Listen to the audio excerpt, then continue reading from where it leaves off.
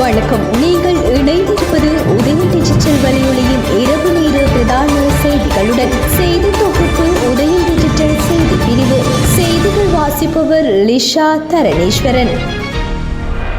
யாழ்ப்பாண மாவட்ட விவசாய குழு கூட்டம் இன்று யாழ் மாவட்ட செயலர் மருதலிங்கம் பிரதீபன் தலைமையில் இடம்பெற்றது. இதன்போது தற்போது யாழ் மாவட்டத்தில் அதிகரித்து வரும் வெள்ளையின் தாக்கம் தென்னைகளை அதிகளவில் பாதிப்படைய செய்கின்றமை தொடர்பிலும் அதற்குரிய மருந்துகளை விசிறி அவற்றை கட்டுப்படுத்துவது தொடர்பாகவும் இது தொடர்பில் தென்னை பயிற்சிகை சபை பல்வேறு விடயத்தை தெரிவித்திருந்தது. இதேவேளை வீதிகளை அமைக்கும் போது கமநல சேவைகள் விவசாய குழுக்களின் கருத்துக்களை கேட்டு அவற்றை செய்ய வேண்டும் என்ற விடயங்கள் உள்ளிட்ட பல்வேறு விடயங்களும் கலந்துரையாடப்பட்டு அதற்கான தீர்வுகளும் எட்டப்பட்டன. குறித்த இக்கூட்டத்தில் பிரதேச செயலர்கள், திணைக்கள அதிகாரிகள், விவசாய பணிப்பாளர்கள், மாவட்ட விவசாய திணைக்களத்தினர் மற்றும் துறை சார்ந்தவர்கள், கமநல சேவை பிரிவினை சேர்ந்தவர்கள் என பலரும் கலந்து கொண்டனர்.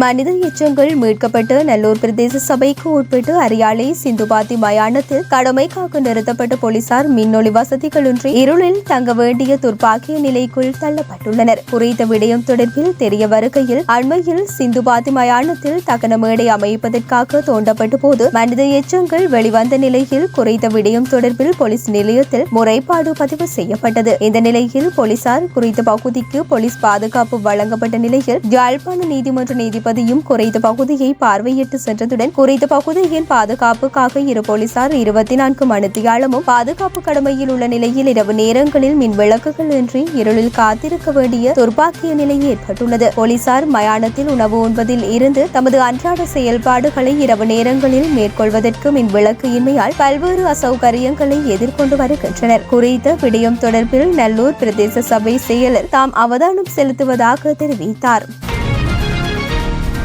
யாழ்ப்பாணத்திற்கும் திருச்சிக்கும் இடையிலான விமான சேவை எதிர்வரும் 30ஆம் தேதி முதல் ஆரம்பிக்கப்பட உள்ளதாக இண்டிகோ விமான சேவை அறிவித்துள்ளது. அந்த வகையில் திருச்சியில் இருந்து நண்பகல் 1:25 புறப்படும் விமானம் யாழ்ப்பாண சர்வதேச விமான நிலையத்தை மாலை 2:25 மணியளவில் வந்தடையும் என தெரிவிக்கப்பட்டுள்ளது. மேலும் யாழ்ப்பாணத்தில் இருந்து மாலை 3:10 மணிக்கு புறப்படும் விமானம் திருச்சி விமான நிலையத்தை மாலை 4:05 மணிக்கு சென்றடையும் எனவும் இண்டிகோ விமான சேவை தெரிவித்துள்ளமை குறிப்பிடத்தக்கது.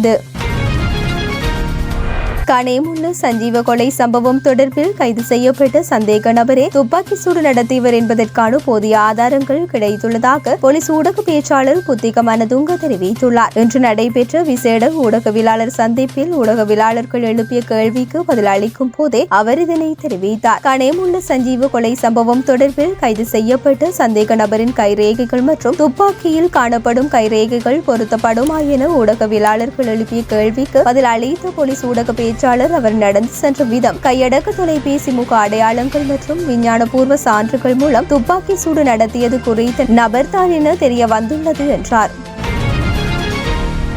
தேசிய வெசாக் பண்டிகையை முறை நுவரெலியா மாவட்டத்தில் நடத்துவதற்கு தீர்மானித்துள்ளதாக புத்த சாசன மத மற்றும் கலாச்சார விவகார அமைச்சு தெரிவித்துள்ளது. இதற்கமைய தேசிய வெசாக் வாரம் மே மாதம் 10ஆம் திகதி முதல் 16ஆம் திகதி வரை இடம்பெறவுள்ளது என தெரிவித்துள்ள புத்த சாசன மத மற்றும் கலாச்சார விவகார அமைச்சகம் பௌத்த ஞானம் ஏற்படும் வகையில் இந்த ஆண்டு அரசு வெசாக் கொண்டாட்டம் அனைத்து இன மக்களின் பங்கேற்புடன் நடத்தப்பட வேண்டும் என்று தெரிவித்துள்ளது. அத்துடன் அரசு வெசாக் பண்டிகை ஏற்பாடுகள் தொடர்பில் இடம்பெற்ற கலந்துரையாடலின் போதே அவர் இதனை தெரிவித்துள்ளதுடன் இந்த ஆண்டுக்கான அரசு வெசாக் தின கொண்டாட்டத்தை மே 12ஆம் திகதி வெசாக் பௌர்ணமி தினத்தன்று நுவரெலியாவில் நடத்துவதற்கு தீர்மானிக்கப்பட்டுள்ளது.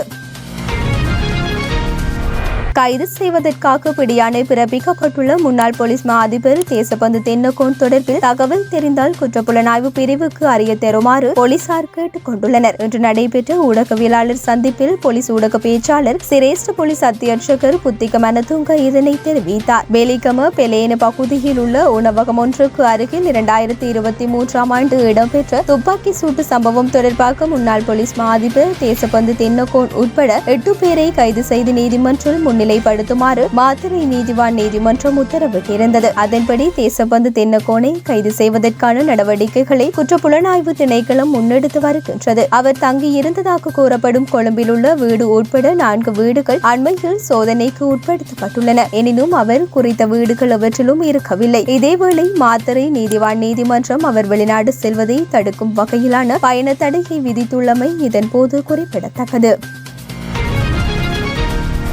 இவ்வாண்டு பிப்ரவரி மாதம் 1ஆம் தேதியன்று 18 வயது நிரம்பியவர்கள் எதிர்வரும் உள்ளூராட்சி மன்ற தேர்தலில் வாக்களிக்க முடியும் என்பதை தேர்தல்கள் ஆணைக்குழு உறுதிப்படுத்தியுள்ளது. அதன்படி இதற்கு 2007ஆம் ஆண்டு ஜனவரி மாதம் 3ஆம் தேதி அல்லது அதற்கு முன்னர் பிறந்தவர்கள் தகுதியுடையவர்களாக கருதப்படுகின்றனர். மேலும் வேட்பாளர் நியமன வழிகாட்டுதல்களை அறிவித்துள்ள தேர்தல்கள் ஆணைக்குழு அதன்படி 25% அதிகமான இளைஞர் பிரதிநிதித்துவம் மற்றும் பாலின ஒதுக்கீடுகள் பிரதேச மட்டத்தில் உள்ள குறைந்தது 25% பெண் வேட்பாளர்களுக்கும் விகிதாசார பட்டியல்களில் 50% பெண்களுக்கும் இருக்க வேண்டும் என அறிவித்துள்ளது.